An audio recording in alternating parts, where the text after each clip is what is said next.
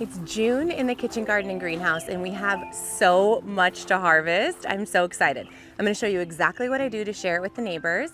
We're going to talk about seed storage. We're actually going to mulch our potatoes, and then we are going to sow some seeds in the greenhouse. There's still a ton to do in the greenhouse, even though it's summer. Let's go.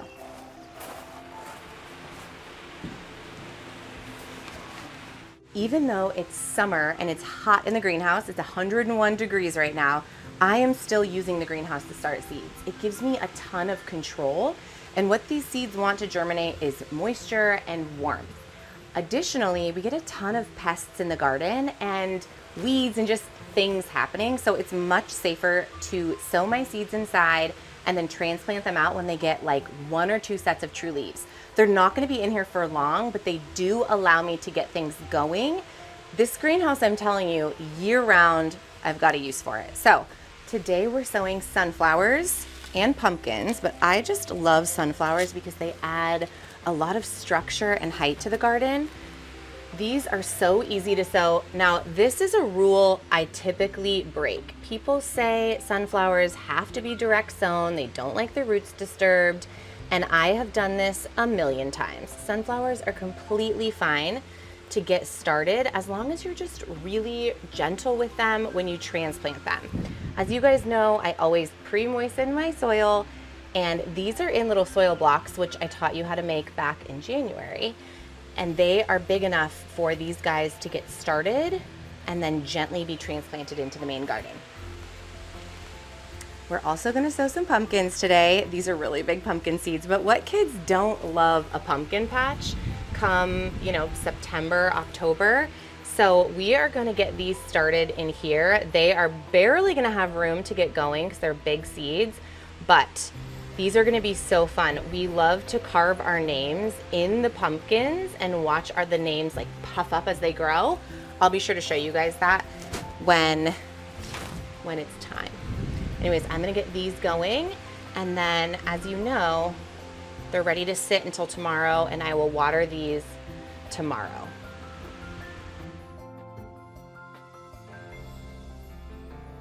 A quick outside task we're gonna tackle today is adding some mulch to our potatoes. I do not like to intervene with my potatoes, and what they really want is to be dark. You don't want any of the potatoes to get exposed to the light or they can become toxic. So we just continue to add hay. It could be rotted hay, it could even be like compost or leaf mold, but I just like to use, this is actually like easy tack straw. You can get it at Tractor Supply, and it is not complicated. You are just gonna add this layer around your potato patch in big chunks. Like I'd say I wanna add about 3 inches to it. And so we just keep this going.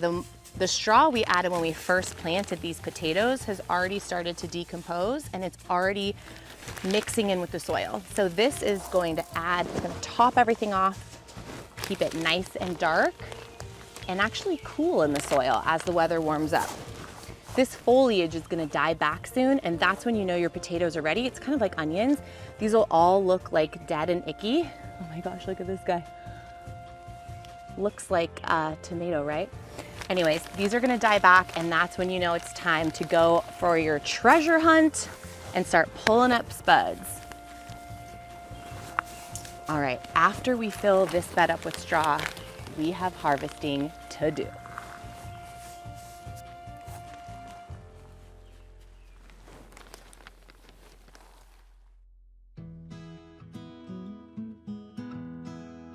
Okay, one of my favorite things about the garden is getting to share it with others. When we had our first garden, it was in this there was just 2 raised beds outside of a townhouse. We had no yard, and we shared absolutely everything we grew with the neighbors by creating these bundles. My veggie bundles, I called them. And my son, he was like 2 years old. He'd be knocking on the neighbors' doors with these cute little wraps, and we would take them door to door. So that's what we're doing today. My first huge harvest is here. I've got arugula, lemon balm, onions. I'm gonna gather it all up and then bundle it and show you exactly what I do.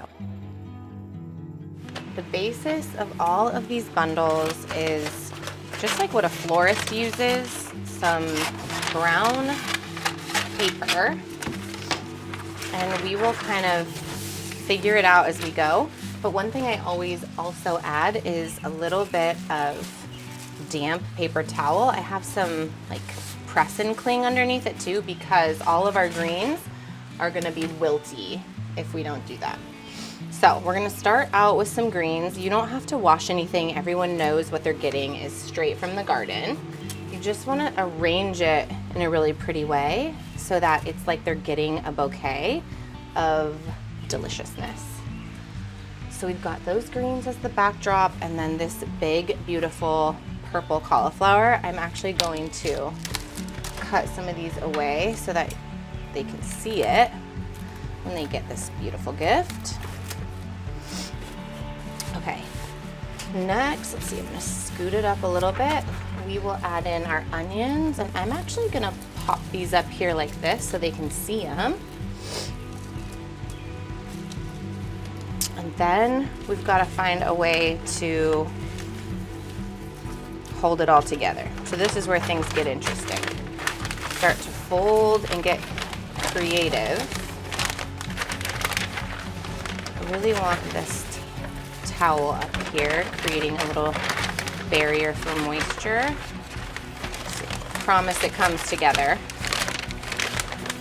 And then, once you kind of have a fun little bouquet shape, you're gonna take some twine and tie it all together.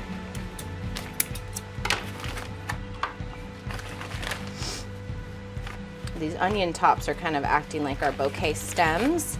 It might not stand up perfectly, but you're just gonna hand these over or set them on a doorstep, and I promise it is such a showstopper. And here you go. The perfect little veggie bundle for neighbors. I'm gonna give this to my parents. They will be so thrilled. Fresh veggies from the garden wrapped up like a little gift.